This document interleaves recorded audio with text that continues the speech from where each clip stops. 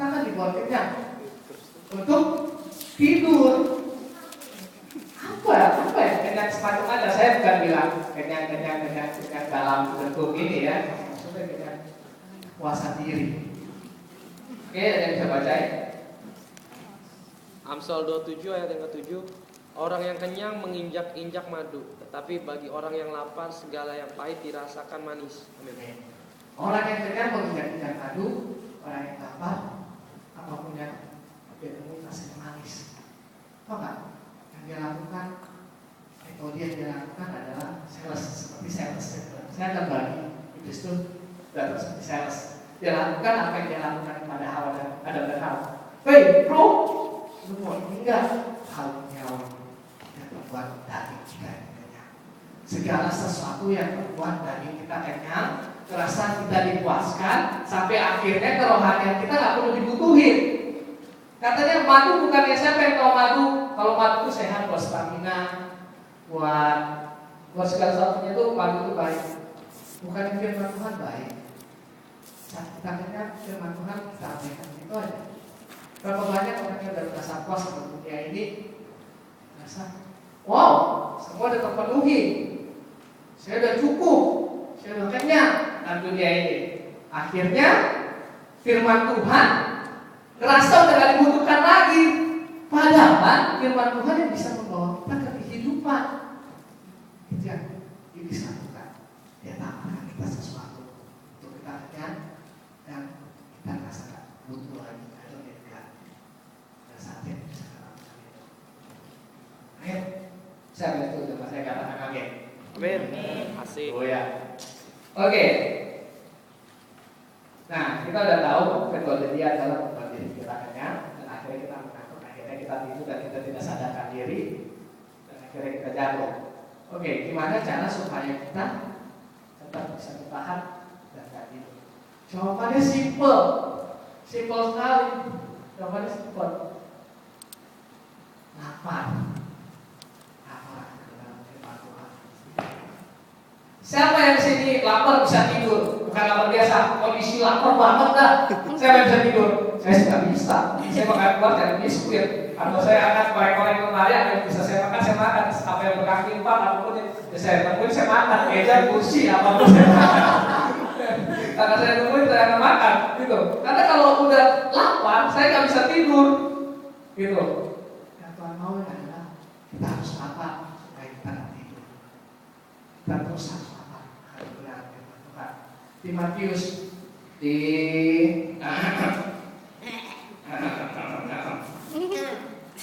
di Matius 5 ayat yang ke-6, ayat yang biasa banget, yang sering banget kita dengar. Ada yang kata orang? Matius 5 ayat yang ke-6. Berbahagialah orang yang lapar dan haus akan kebenaran, karena mereka akan dipuaskan. Oke, terus lapar kebenaran supaya kita hatinya dan kita tidur. Amin. Dan ada ayatnya dalam begini satu tadi saya miss di Amsal 23 ayat 3. Sorry saya banyak Amsal, banyak firman supaya saya pastikan apa yang saya keluarkan gak sesat. Apa yang saya keluarkan gak sesat. Saya nggak mau pakai kekuatan saya sendiri untuk berpikir kalau itu nggak mau. Saya kalau firman Tuhan udah bilang iya, saya akan katakan. Kalau firman Tuhan nggak bilang itu, saya berbuat sendiri, itu bahaya, maka sesat. Makanya saya akan banyakkan firman supaya apa yang saya sampaikan nggak sesat. Oke, baca Amsal 23 ayat 3. Siapa ya? Si Norman juga boleh. Asik.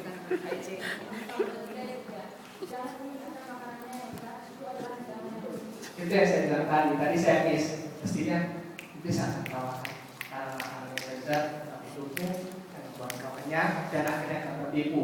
Padahal yang perlu itu adalah firman Tuhan. Terus. Oke, kita langsung masuk ke ayat berikutnya. Kita masuk ke poin berikutnya maksud saya. Apa aja sih manusia itu gak sadar? Satu, saat dia tidur. Kedua, saat dia sedang mabuk. Kita baca di Efesus 5 ayat 14. Doni, oh pandai.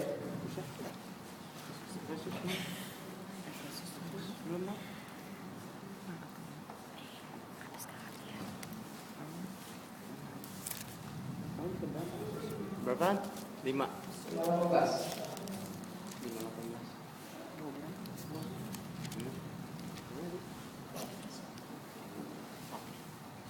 Efesus 5 ayat 18. Dan janganlah engkau mabuk oleh anggur, karena anggur menimbulkan hawa nafsu. Tetapi hendaklah kamu penuh dengan roh.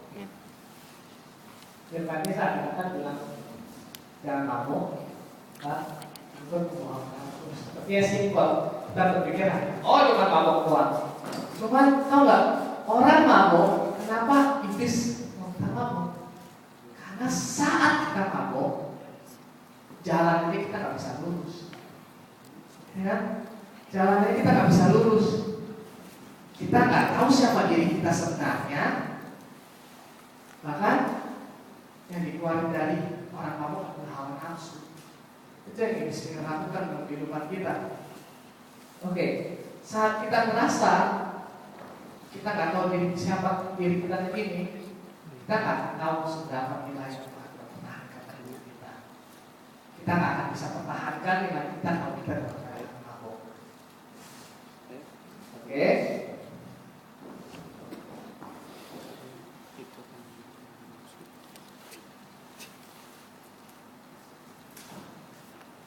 Ya, tadi salah satunya bilang kita nggak bisa jalan terus, yang kedua kita akan dibodohi. Dan metode apa yang kita pakai untuk membuat kita mabuk? Cara apa yang kita pakai untuk membuat kita mabuk? Dia akan datang seperti ini. Tadi kan sales yang datang, sekarang yang datang akan bisnis. Dia akan seperti ini. Hei, kamu, gue punya proyek, seperti ini. Cuma kita mesti sedikit naik samping. Kalau enggak untuk kita cuma sedikit, kayak gitu. Dia buat kita mabuk harta, dibuat kita jadi tergiur sama sesuatu yang bersifat materi. Wah, tergiur itu namanya mabuk harta. Dan saya kasih tahu, seorang yang mabuk harta akan melupakan dirinya siapa dirinya. Saya kasih contoh, misalnya seorang presiden, tugas dia adalah mensejahterakan rakyat. Tapi saat dia korupsi, dilakukan dalam sejahtera dirinya sendiri. Dia coba menyenangkan dirinya sendiri dan tidak menyenangkan rakyat. Itu yang dilakukan. Dan saat kita mabuk, kita akan coba menyenangkan Tuhan dan utama kita, tapi yang lakukan adalah coba untuk menyenangkan diri kita sendiri. Itu metode yang dia pakai. Dia akan tawarkan terus, dia akan tawarkan uang, dia akan tawarkan kekuasaan. Asal kita nggak sadar kalau tujuan utama kita hidup itu adalah jadi karya terbaik Tuhan dan melakukan yang Tuhan mau. Itu salah satunya. Oke, kalau kanan kirinya dong, sadar. Hei. Oke.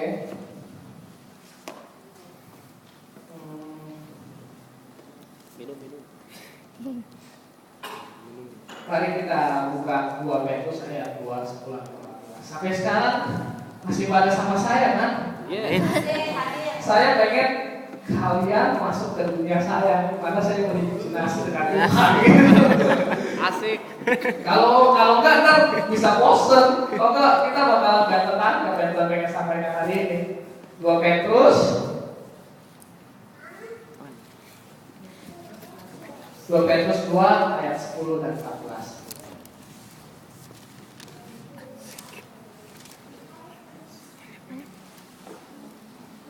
Ada yang bisa baca? 2 Petrus 2 ayat 10 dan 14. Sampai 14. Sampai 14. Sedikit lebih Pak.